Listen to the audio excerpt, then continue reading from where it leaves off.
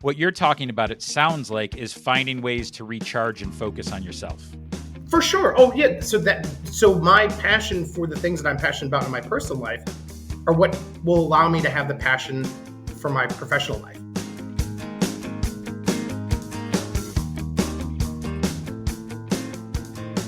Welcome to the Walk On podcast. This is a journey to find one's passion and leading from that place of purpose.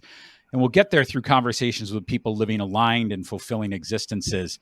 A bit of background first. Walk On. Why Walk On? Well, it comes from the song You'll Never Walk Alone, which is a personal favorite of mine. And I learned not too long ago it was actually my grandfather's favorite song. So it's interesting that it resonates with me as well.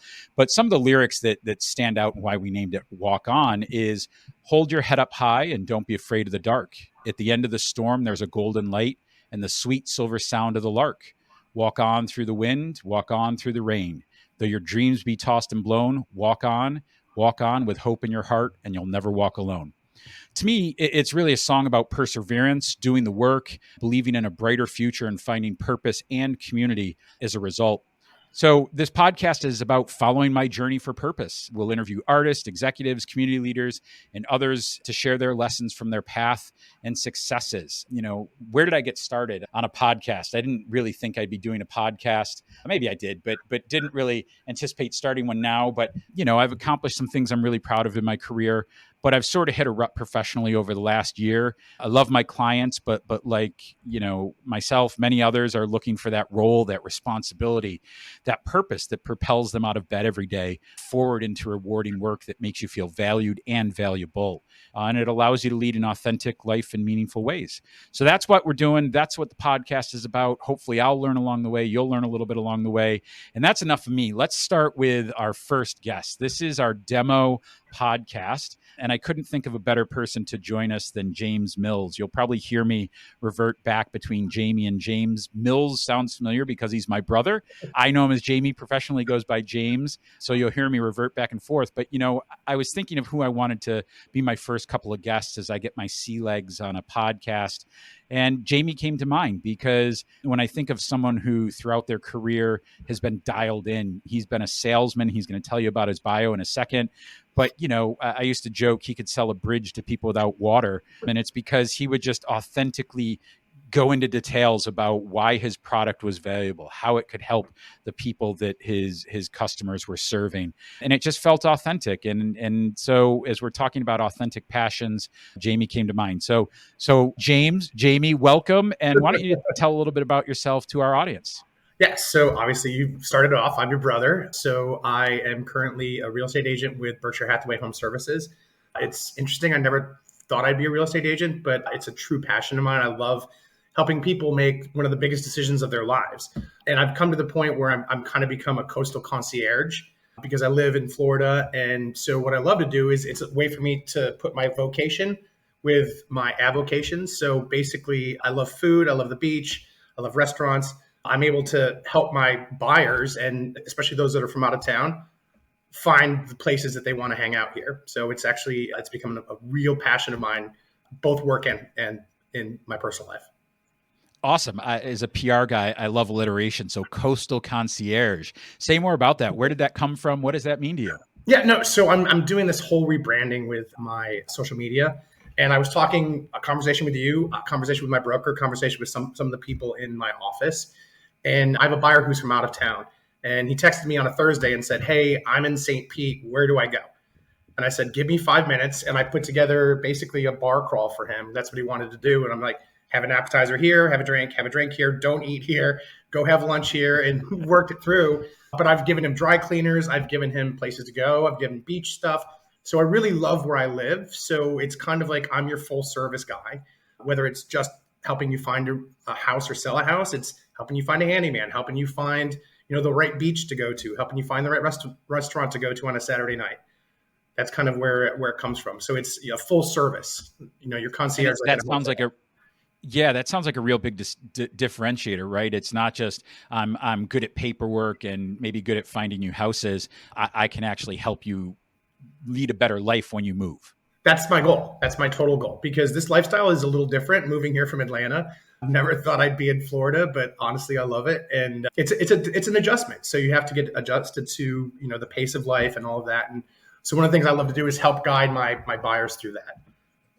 That's awesome. So I want to get into passion a little bit. Clearly, you're animated, you're passionate about this work, and that's really exciting. And one of the things I want to do is I'm someone who's thinking through the next phase of my life and my career. Right, transition is that's the reality, right? Bob Dylan said, "If you're not growing, you're dying." So or changing or dying. I don't want to bastardize the poet laureate, but that's the concept. So we'll get to that in a second. But let's start with those passions. So personally, what are you passionate about? I'm passionate about a couple things. Music, for one, as you know. I'm a huge music fan. Excited about Record Store Day tomorrow. Can't wait. There's a bunch of stuff on my list, but I'm going to behave. I'm passionate about food. I'm passionate about the beach. I'm passionate about my bourbon collection. So I've got a little bit of a high taste level. So I need to be able to turn my passion for the things that I love into my passion for my work. I love it. Yeah. So I'm curious. So obviously I'm a bit of a music fan as well, right? And, owned a small record label, and our intro music, by the way, and our outro music is by an artist named Gary Pfaff. He was on our small label. It's really why we started it. But I love music. I go to as many concerts as possible. Where did and potentially you might be able to answer for me, where did our love of music come from? Honestly, it's from a bunch of places, right? And I actually had a conversation with our cousin the other day about this. Sinatra, Tony Bennett, Dean Martin, Ray Charles, that all came from Grandma and Grandpa. We'd go to Grandma and Grandpa's house, they'd play music. And then, Dad loved the Beatles. Dad loved Peter, Paul, and Mary.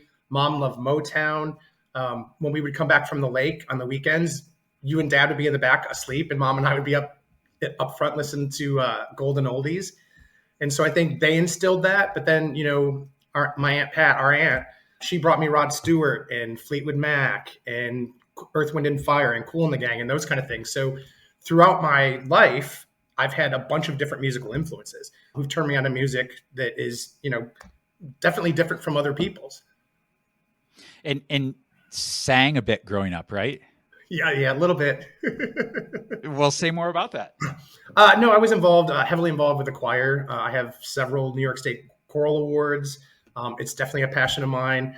After a bourbon or two, I might be known to rock Mac the Knife to this day. I've never seen that. Never at all. Not once, right? So you were also the lead in some musicals, right? Yep, I was the lead in Guys and Dolls, and oh my God, what's the other one? Losing my mind. Once Upon a Mattress. No, Once Upon a Mattress, I wasn't a lead, but okay. Yeah, The Pajama Game. That's it. Yeah.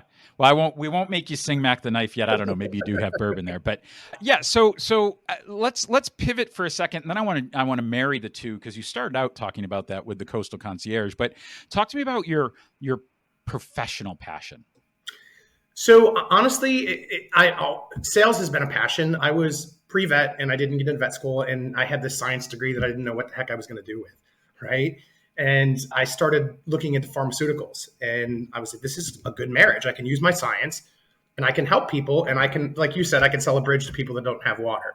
So it was an opportunity for me to have my passion for sales marry with what I learned in college and actually be able to use my degree. Yeah, that's great. And so what does that, what does that feel like?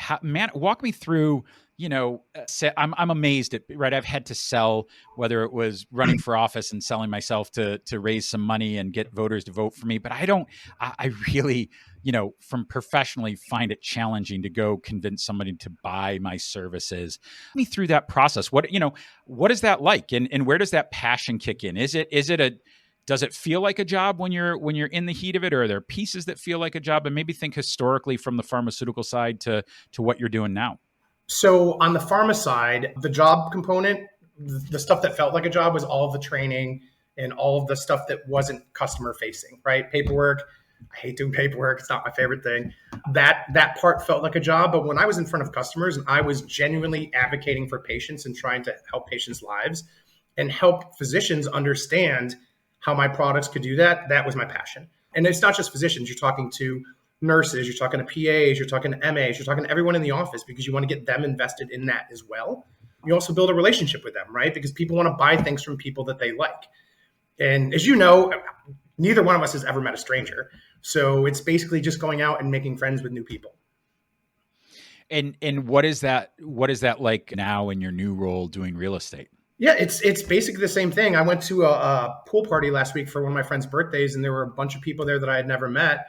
And I met two couples that live in Asheville currently that are thinking about moving here, one part time and one full time. And so it was just through having a conversation with them, getting to know them, and learning what they were looking for, and then that potentially could lead to some business down the road.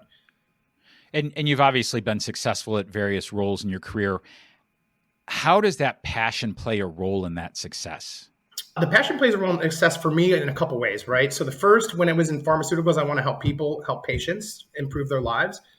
Where I'm in real estate now, I want to help people find their dream of Florida, right? Their piece of the sunshine. And so I'm also very competitive, and I do like the finer things in life. So I want to make as much money as I possibly can. And I know it's sometimes maybe evil to say that, but it's true. I want to make as much money as I can. So, and I also want my name on the leaderboard because due to my competitive nature. So, I'm competing against myself, but I'm also competing against the other 1,000 agents in my network.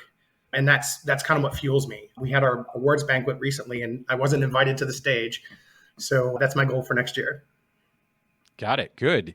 Talk to me a little bit about, when you realized that there was this, right? You didn't go into pharmaceutical sales. I know you said, it was a way to marry your knowledge with a career. But when did you know that clicked? Like, what was that like when you said, gosh, I'm not just good at this, I'm passionate about it? So my first 3 months were a little bit of a train wreck. I was in Richmond, Virginia, and the New Yorker and me still hadn't left. So I was a little bit of a bull in the china shop. But honestly, about 3 months in, I had a nurse come up to me and say, "You really have impacted Dr. Walker." And I said, "Okay, help me understand that." And she said, "He looks at how he treats his patients in a whole new way now, and you have helped him become a better doctor." And it was through having conversation with him, presenting clinical studies, discussing, patient outcomes and those type of things. And before he would just grab what was cheapest. And now he really dug in. Not that he was a bad doctor, but, doctors have to treat 20 different more than that, 20 different disease types that they'd see on a regular basis. So I was only with one. So I was an expert on that. And I was able to help him and educate him. And then about 2 weeks later, Dr. Walker came out and hugged me and thanked me and said, "I really appreciate all that you do for my patients and my staff." And that's when it clicked. Yeah, that's powerful. I think that speaks to finding value. And I say in the intro to our podcast, finding value and being valuable. I think it speaks to being of service to others. And I sometimes find that difficult, right? I mean, I'm in a service industry. I'm a public relations professional, and that's my job, is to empower people to be at their best, to put words in place, to put systems in place, to execute against events or plans and make sure they're optimized. But it's sometimes hard to be like,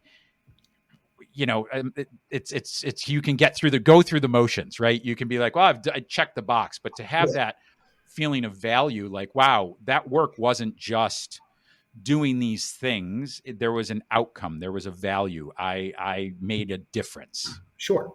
Well, and towards the end of my pharmaceutical career, I became a manager. And one of the things that I loved the most was to see my people succeed. And so while I still had interactions with physicians, that was their job day to day, right? So my job was to grow them and help them become better representatives. And there was nothing that gave me more pleasure or more passion than when my reps won awards, when my reps made President's Club, when they had the highest commission structure in the company. That's what motivated me at that point. So I always try and pick something that's going to help me stay focused and help me, keep me on the rails so that I don't get distracted and just go through the motions, like you said. Yeah, that's great. And yeah, and maybe your love of, and I have it too, but maybe your love of empowering and coaching other people comes from our dad, who was a teacher and a coach, and those lessons of trying to empower people, to giving them the tools and the support to be the best they can be. For sure. So we talked a little bit at the beginning about, you've had a career transition, and that's really, what this is about, right? I'm not closing my PR firm tomorrow, but I'm sort of finding, how do I reinvigorate the work that I'm doing? So you went through a transition and a change professionally.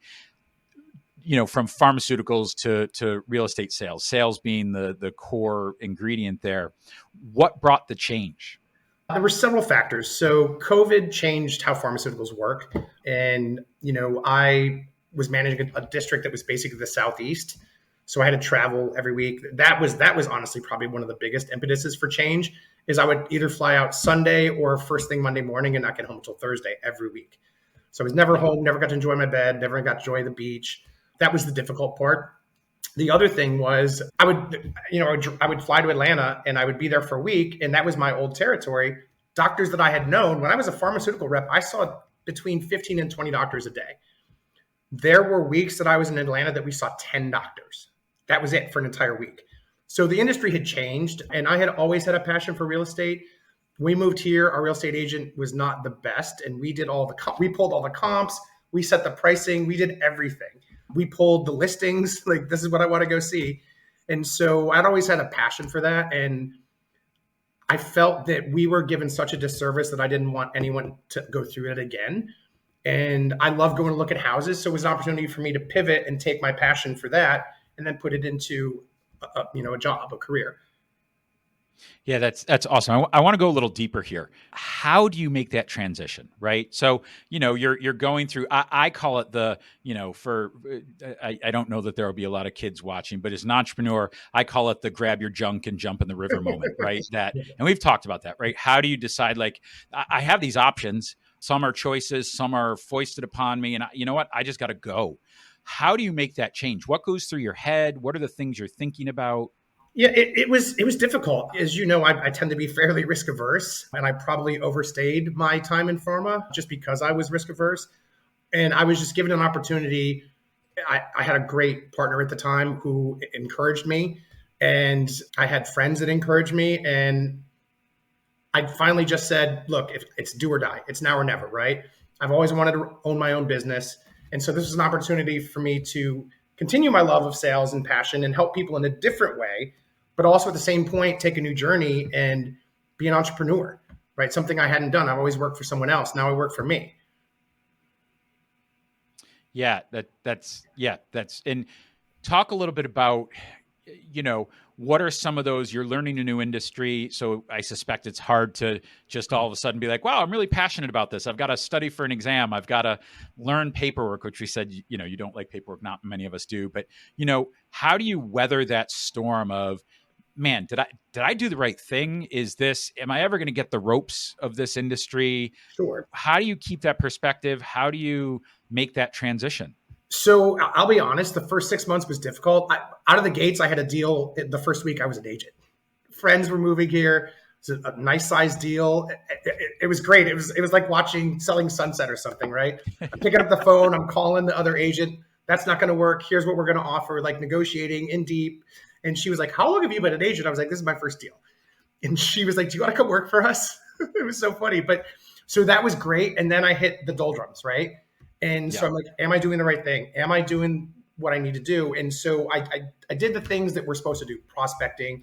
I got several different accreditations for my industry as well. And so I used that downtime to better myself within the industry.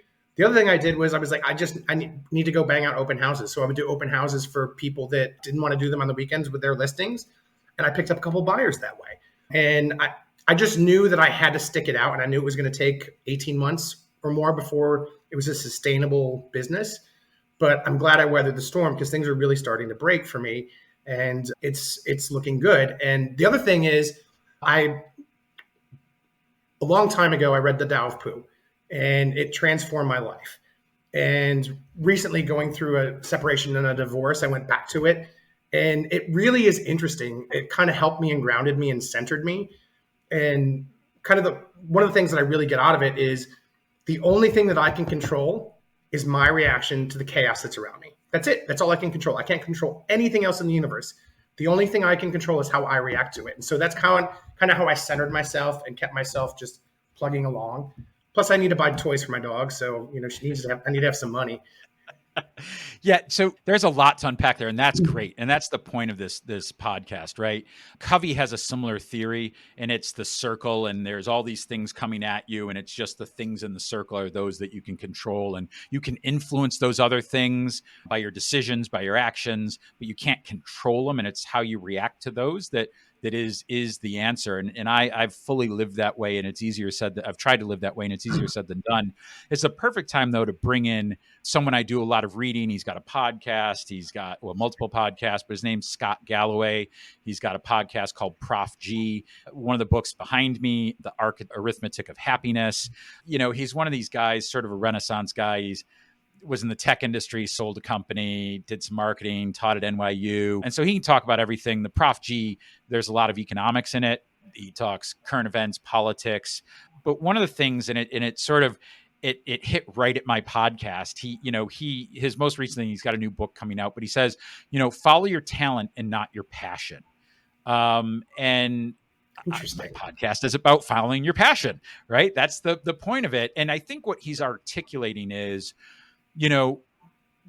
the people that tell you follow your passion are multimillionaires who've had their success and they can now go dabble in rockets, Right. Or they can, right? How many people are billionaires and now they want to fly in space? Richard Branson, all those guys, right? So they're following their passion. But he's saying, follow your talent, put in the 10,000 hours, which I subscribe to the 10,000 hour theory, which I suspect you know what that is, right? That's the, put in 10,000 hours of it and you become a master of it. Michael Jordan, Bill Gates, they all put in that 10,000 hours, Mia Hamm, whatever it was. Yep. Yeah, exactly. And so I buy into the underlying principle, but I think, and I want your perspective on this, if you aren't passionate about it, I don't think you can be the best version of yourself. You can put in the 10,000 hours. You can grind.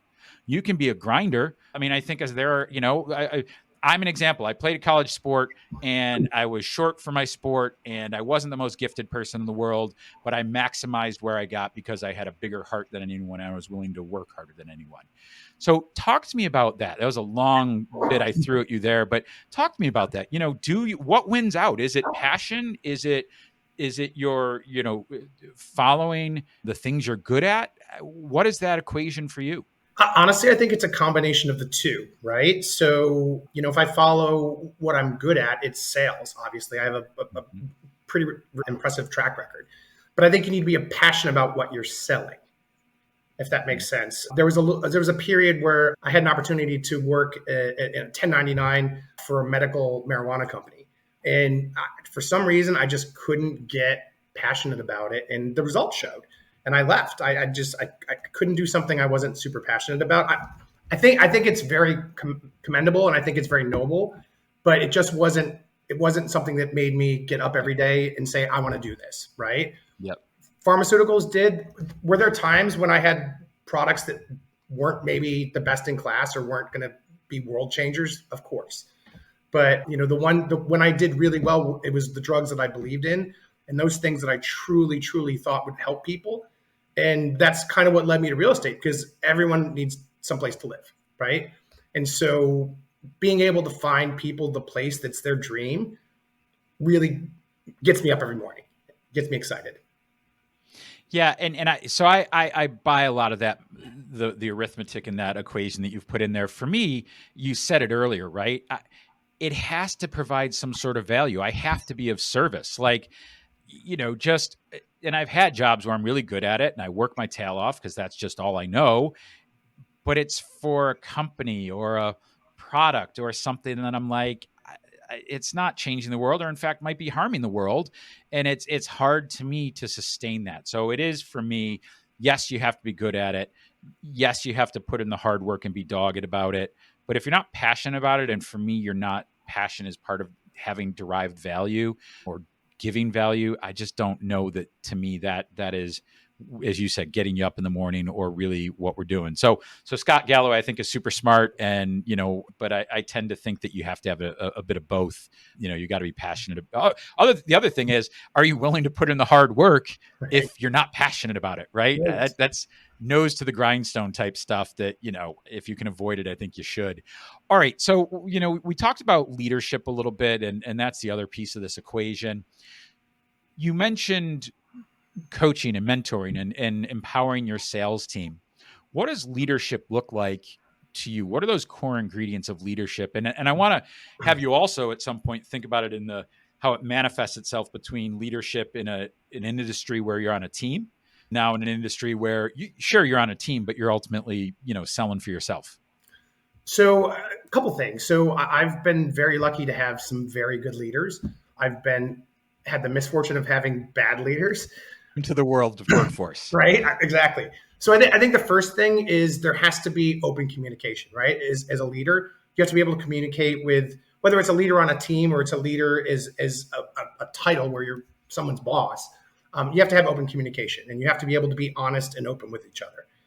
And when that's not there, the relationship is going to be fragmented, and you're not going to be able to accomplish anything.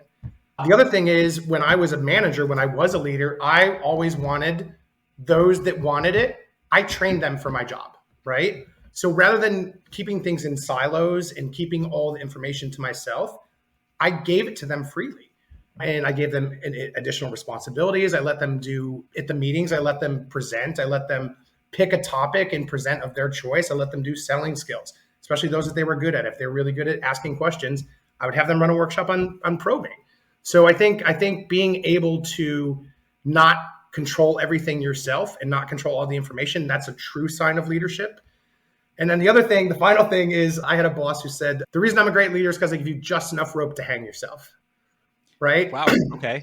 So you give them enough leeway to do things, but you're there to catch them if it's not working, right? So rather than dictating exactly what they do and sending them out with a script or trying to make a mini me, which you can't, right? So whether you subscribe to Bolt or DISC or Briggs Meyer, yep, there are different personality types, right? And so I can't take 12 people and make 12 me's. So what I need to do as a leader is make better them, right? And so whether that's sales coaching, whether it's scientific coaching, whatever it is, that's important. For me, leadership on a team, I actually was given the honor yesterday to present a workshop in front of our whole brokerage on basically how to, the four important things that you need to do across communication and why it's important, and talk about different ways of learning, visual learners. And my broker gave me the opportunity to do that. And it was amazing. It was great. And I'm just an agent like everyone else in the office, but other people look to me as a leader because I'm willing to share my success and I'm willing to share what works. And I'm always looking to try and better them in addition to better me. Because if they sell more houses, we get a bigger brokerage. I get a better desk, things like that. So. Yeah. And you mentioned selling Sunset. There are all sorts of different perks that come in their office, but yeah, I mean, there's a lot there. So thank you for that. As a communications person, I appreciate that you're a professional communicator. I appreciate that that's what they tasked you to talk about was communication. So well done. Yeah. I think that's the key, right? It's you'd love for people to mimic the things that you're a leader for, the things you're good at. But I think that's egotistical and not realistic, as you said.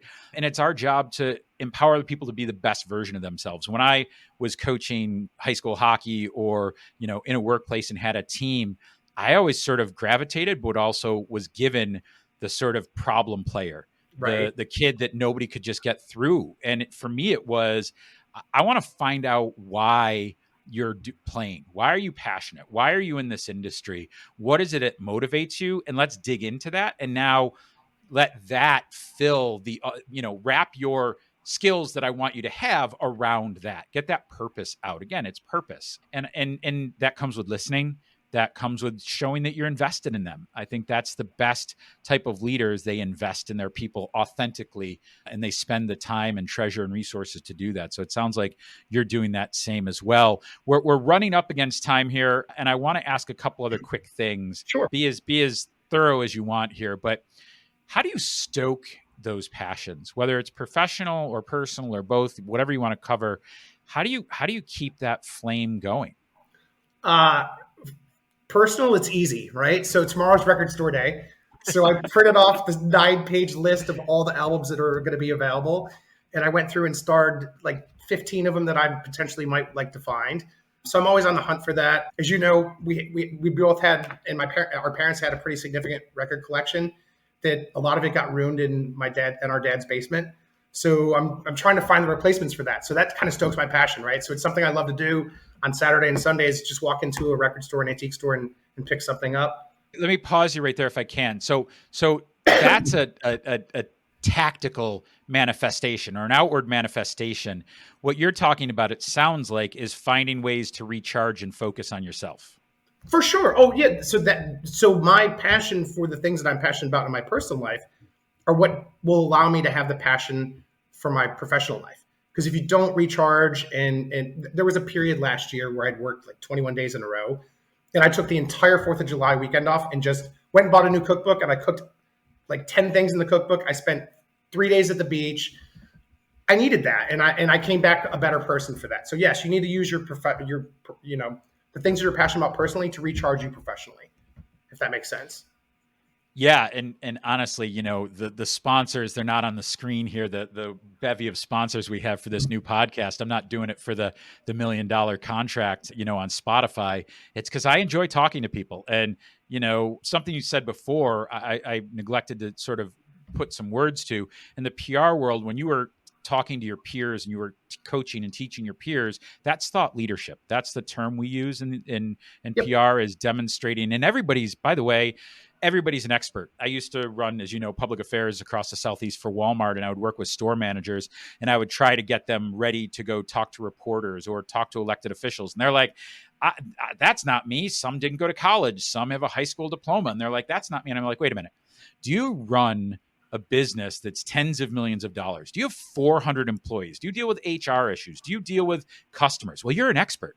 Right. Lean into that. We can all learn from each other. So I really appreciated you saying that. But yeah, that's why I dove into this podcast. I'm like, if I'm reading all these books, I actually want to have and nobody wants to talk to me about this stuff on over a beer. Like, go just stop. So, I had to create a podcast to have people come on and talk to me and share their views so I can learn from them. But that's it, right? It's there are a million metaphors, sharpening the axe, whatever it is. But yeah, so that's what you're doing. You're finding those moments and those things that bring you joy, that recharge you. Yeah, that's great. And so I cut you off. You're about to tell me professionally how you stay, motivated. Yeah. So I just think about the people that I'm helping, right? So I have the one buyer now that I put together the pub crawl for.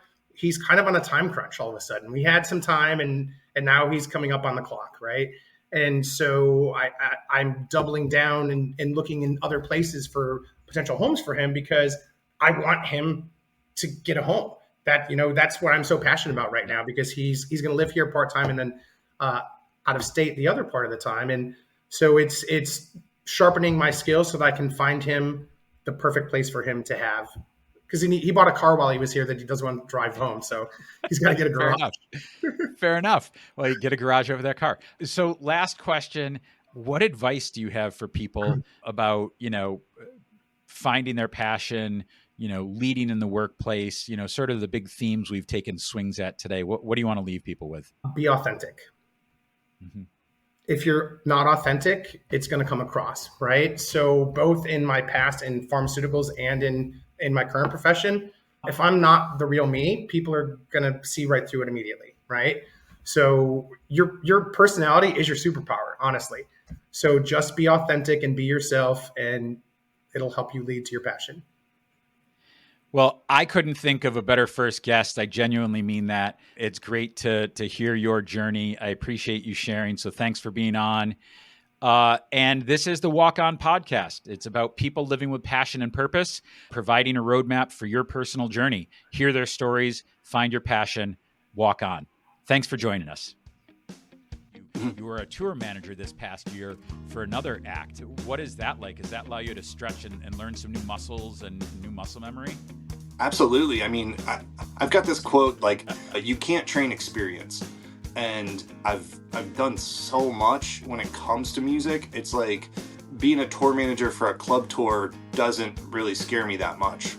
Well, I was hanging around and you noticed me looking at you. Well, I've been staring for hours thinking about exactly what to do to you. I can't believe you didn't notice the 1,000 times I walked by you. I must have looked like